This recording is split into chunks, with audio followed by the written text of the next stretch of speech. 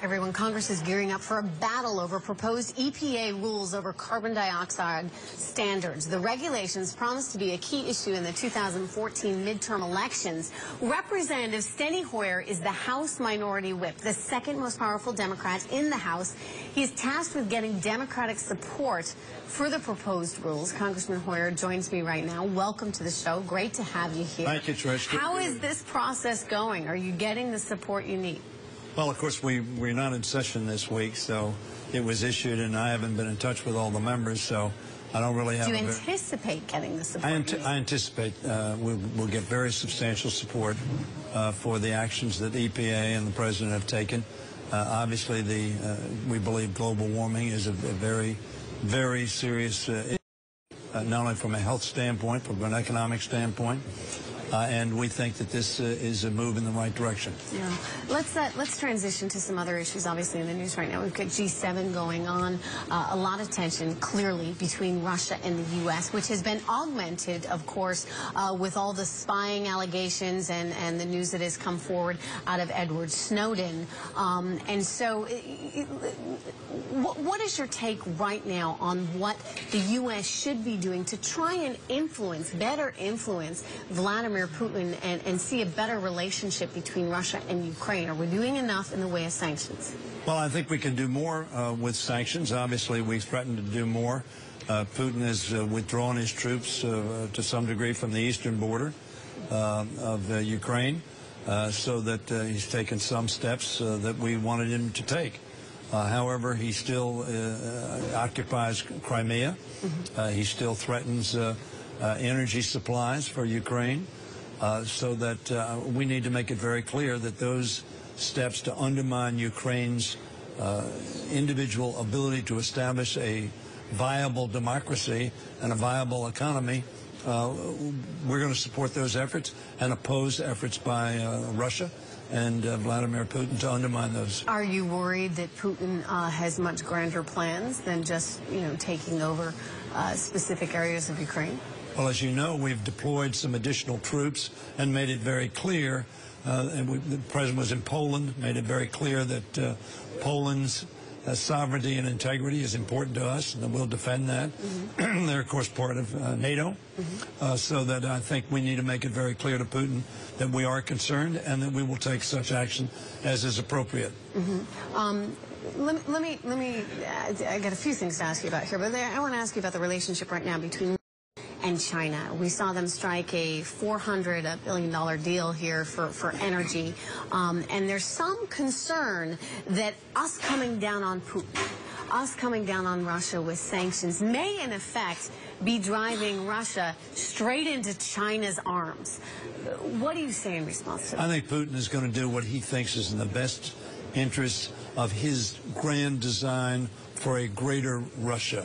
An expanded influence in all of the proximate areas to Russia. I don't think that we're going to drive him into China's arms. Very frankly, China and Russia are neighbors, but I think they're wary neighbors, wary of one another. And I think China's wary of Russia, but they have economic interests in common, and I think they'll pursue those. Okay.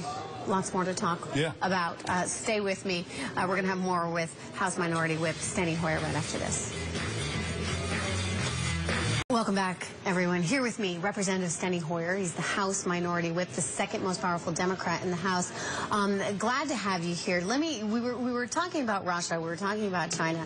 I got to ask you, the tech community right now, a lot of the CEOs that I talk to are very worried about what exactly the implications of Ed Snowden's revelations will be on the global economy. The reason being is that they are concerned that other countries will put up protectionist measures to keep us and our corporations out. We're seeing this already being unfolded in China. China's trying to kick out all the U.S. consulting companies.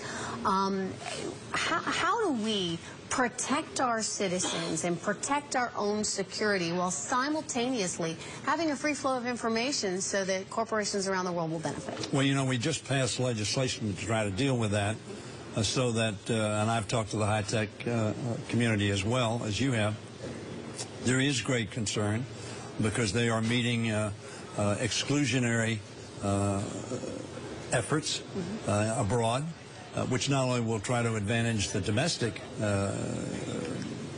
high-tech companies, but also will undermine our own companies. So we need to deal with this in a way that gives confidence to the world that our companies, when they have information, will keep that information's integrity and privacy, and will not have that disclosed. So we made some efforts. We've just passed a House bill on a bipartisan basis that took steps towards that end. The Senate's going to consider it, but the high-tech community's, I think, concerns are legitimate, and we need to address them and try to create an environment in which they can continue to be competitive and to have the confidence of the world. You know, I spoke just on Monday with the new head of the NSA, Admiral Mike Rogers, and he said, look, I'm sympathetic, but the reality is we need to do everything we can to protect the security of this country. And his feeling very much was ultimately, in the end, American tech companies are so much better than any other companies in the world that other countries will need us. Do you think that that's an overly optimistic view? Look, I think our companies, I agree with this proposition that our companies are better, that our technology is better.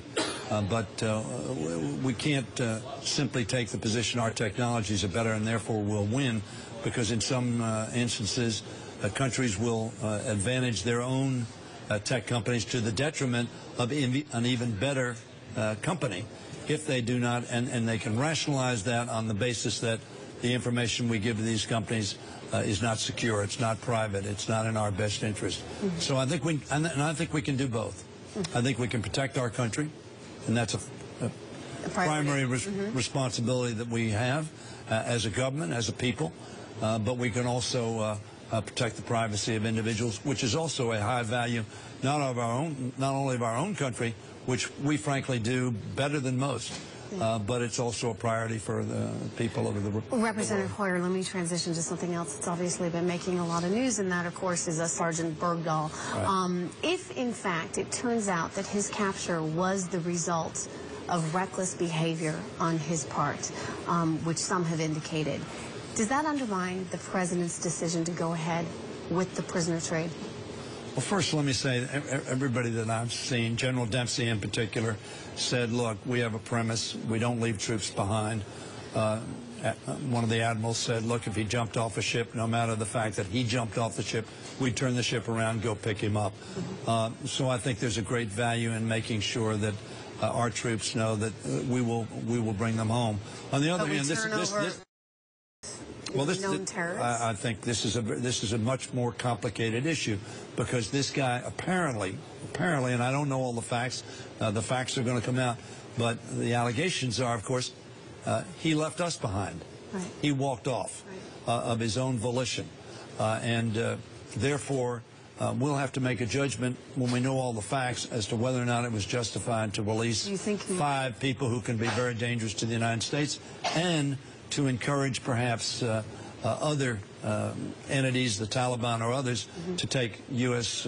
citizens, U.S. soldiers hostage for the purposes of making trades. Our policy has generally been, as you well know, articulated pretty clearly, we don't deal with terrorists. We don't make deals with terrorists. So this might have been a mistake then. In fact, it turns out I want to see the facts. I don't know all the facts.